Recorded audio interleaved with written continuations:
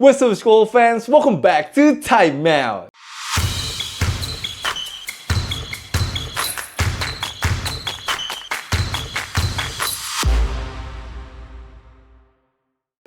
Debut yang sangat manis sekali untuk Jonathan Kuminga. Senyum itu sudah kembali lagi ke mukanya Jonathan Kuminga. Seneng banget sih untuk bisa melihat Jonathan Kuminga akhirnya bermain dengan tim barunya itu Atlanta Hawks hari ini. Dimana memang Atlanta Hawks langsung mengalahkan Washington Wizards 119-98. Tapi of course semua orang ngomonginnya tentang debutnya Jonathan Kuminga, yang bisa melihat dia tuh senyum sepanjang pertandingan loh guys.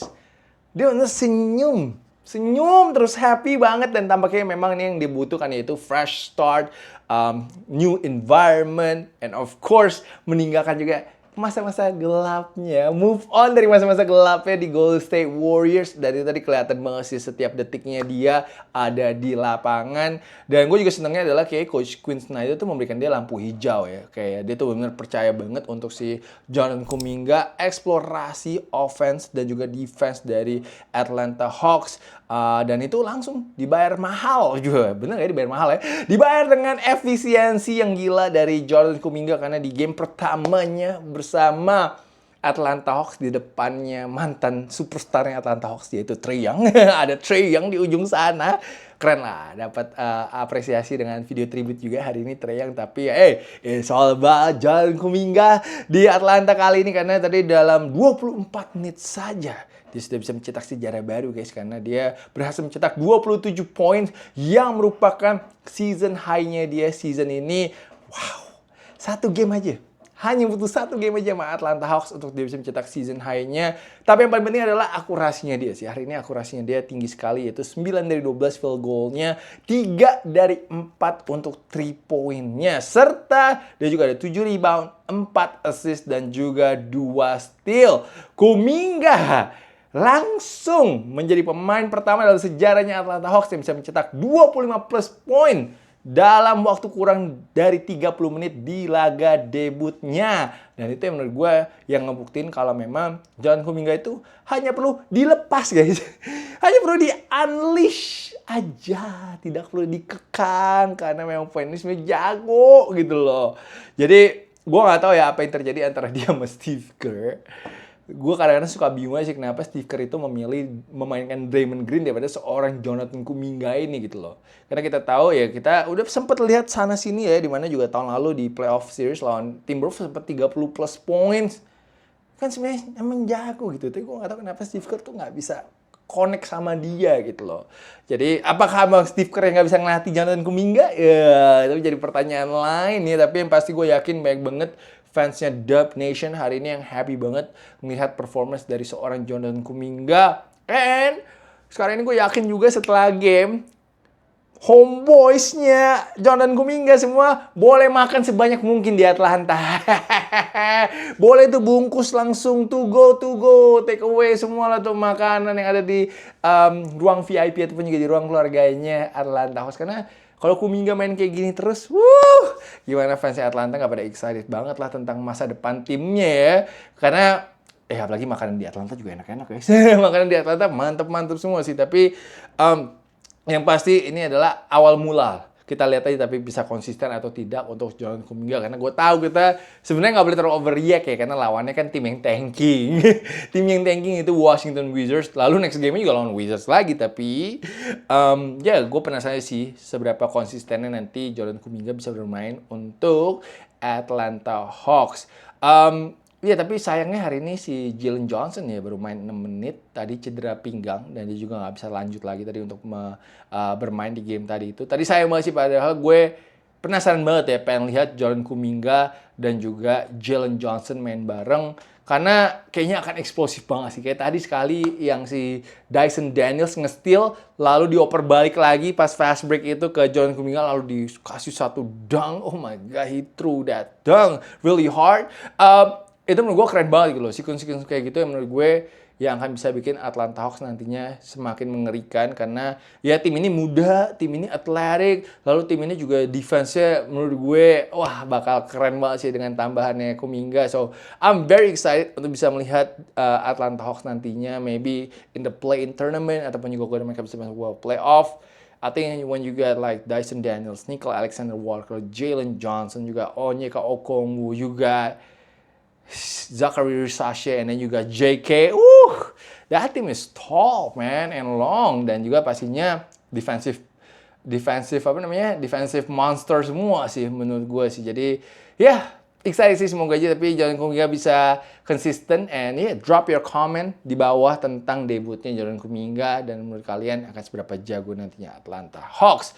Dan next kita pindah ke Luka Doncic yang zong banget, guys. Luka Doncic tadi pas lagi game on the line, dia ngoper ke LeBron loh. That was crazy though.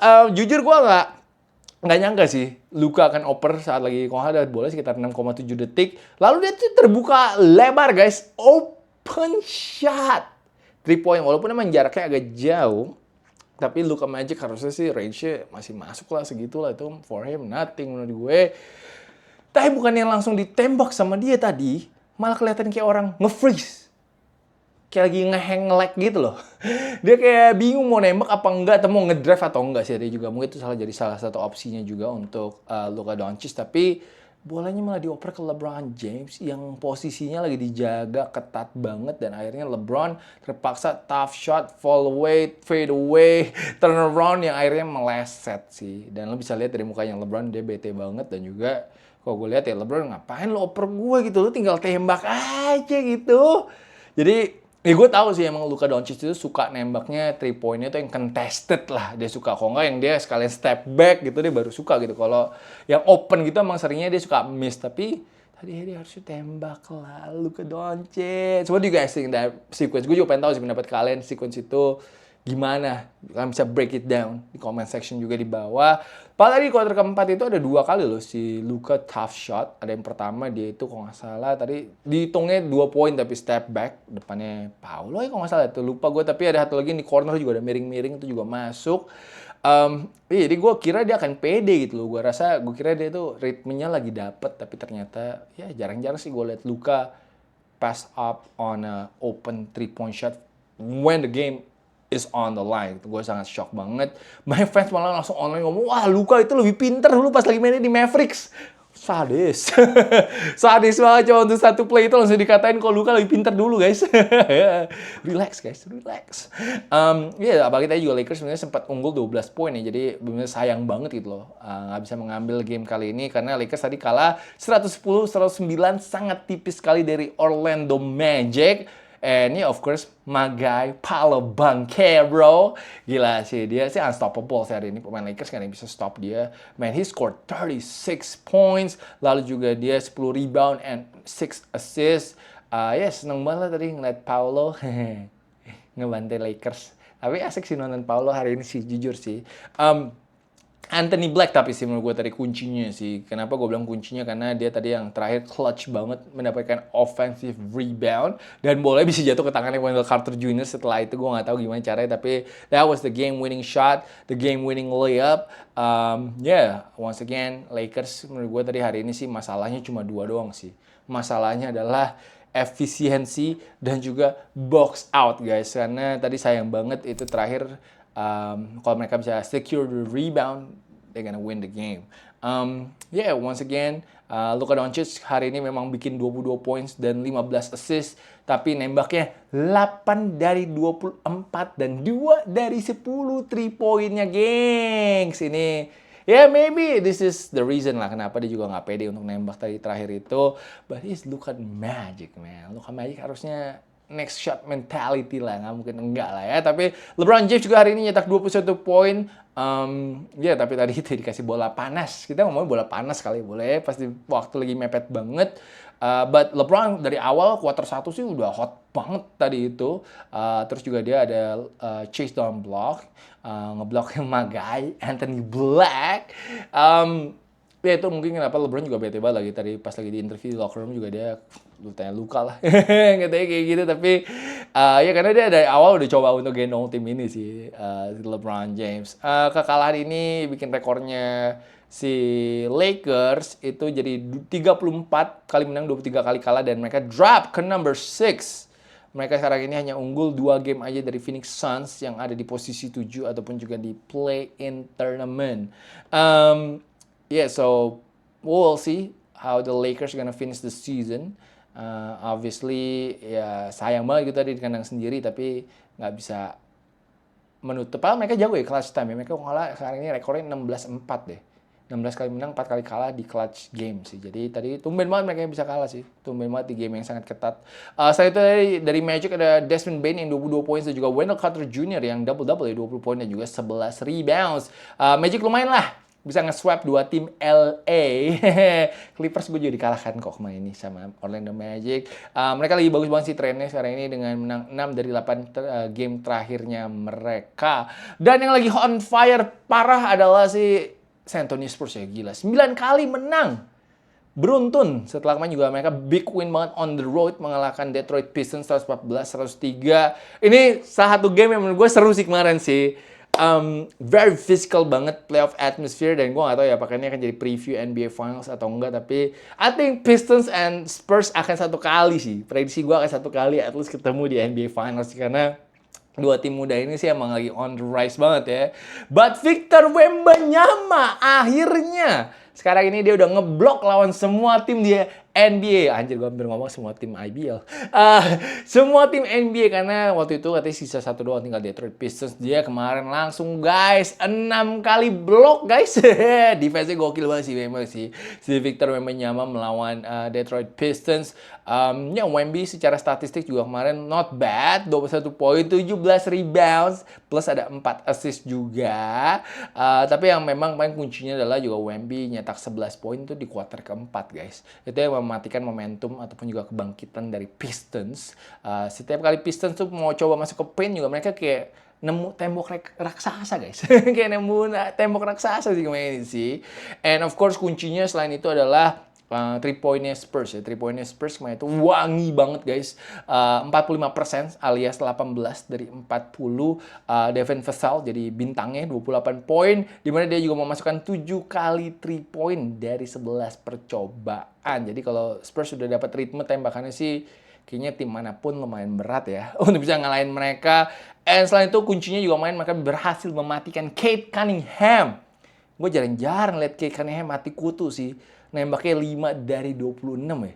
Jarang-jarang banget sih karena biasanya kan dia jago banget mainnya. Dia dijaga sama Stephen Castle. Stephen Castle sih physical banget sama dia sih. Dorong-dorongan kemarin ini. Seru lah nonton gamenya Pistons lawan Spurs kemarin ini. Stephen Castle selain defense mantep juga offense mantep main. 16 poin dan 11 assist. Gila efficient banget sih. And of course juga kemarin ball movement dari Spurs juga oke banget. 32 assist. De'Aaron Fox juga 10 poin, 7 rebound, 7 assist. Man, the Spurs are legit, bro. I think they are a legit title contender sih this season. I don't know what you guys think. Let me know in the comment section menurut kalian apakah mereka bisa punya kesempatan jadi juara NBA tahun ini. Menarik ya. Tapi kemenangan ini jadi modal berharga sih buat Spurs yang besok akan ke Toronto kali besok lawan Toronto untuk coba genapin 10 game winning streak ya. But jujur like I said, gue pengen banget sih ngeliat kedua tim ini ketemu sih di NBA Final. That's gonna be so much fun though. Apalagi kalau bisa 7 game series ya. Mantap. Tapi big shout out though to Conclipol yang menjadi pemain tercepat dalam sejarah NBA yang bisa mencetak 200 3-point shot. Wow. Bisa nggak ya dia mencahin rekornya Stephen Curry? I think he has a chance. To do that. Tergantung dia bisa main di NBA berapa lama aja nantinya. Tapi I think he will play for a long time. Nggak mungkin enggak. Hornets gokil sih, tapi mereka juga menang hari ini dari Chicago Bulls 131-99. 8 straight. 8 kali menang secara beruntun on the road. Ini kalau nggak salah juga rekor. Gua nggak tahu, bukan rekor, sorry. Yang rekornya adalah, yang ada rekornya adalah mereka back-to-back game 25 kali 3-point made. That's crazy loh. Itu susah sih. 25 3-point made back-to-back game. Hornets tapi walaupun menang-menang gini ya, tapi ternyata Hornets masih di posisi 10 ya. Padahal akhir-akhir ini selalu menang, tapi gue berharap mereka bisa lolos ke playoff sih. Karena seru banget sih nontonin mereka. Dan gue yakin mereka kalau masuk ke playoff di posisi 8 pun, mereka will give Detroit Pistons bakal kasih Detroit Pistons banyak banget challenge sih. Dan juga pastinya dia gonna fight untuk bisa mengalahkan si Detroit Pistons. I think that's gonna be fun though. I think that's gonna be a dogfight sih kalau Charlotte Hornets bisa mengambil posisi ke-8 nanti ini. But selain itu juga Kobe White hari ini made his debut for the Hornets melawan mantan timnya langsung. Kobe hari ini humble lah, 10 poin aja lah. Tadi yang jago juga sih Brandon Miller sebenarnya, yang top scorer dengan 23 poin.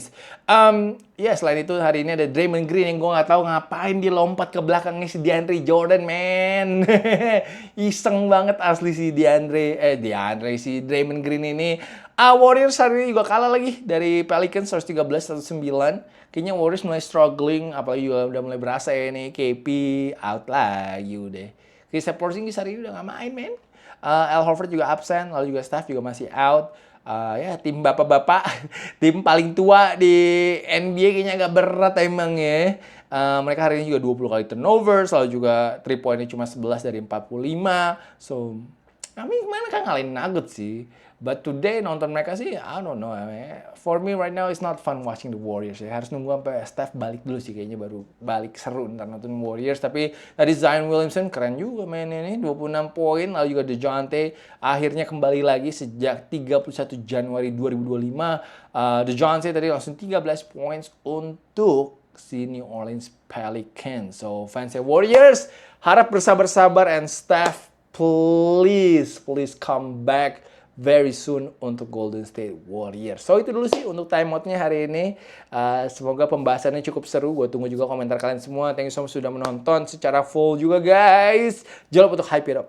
Klik hype. Jangan lupa untuk daftar jadi member, klik join, support the channel, join our community on Discord. And once again, really appreciate everybody, man, for showing love, for always supporting the channel. Really appreciate everybody. Kalau gitu, guys, thank you so much for watching, and I'll see you guys again very soon. Peace out, everybody.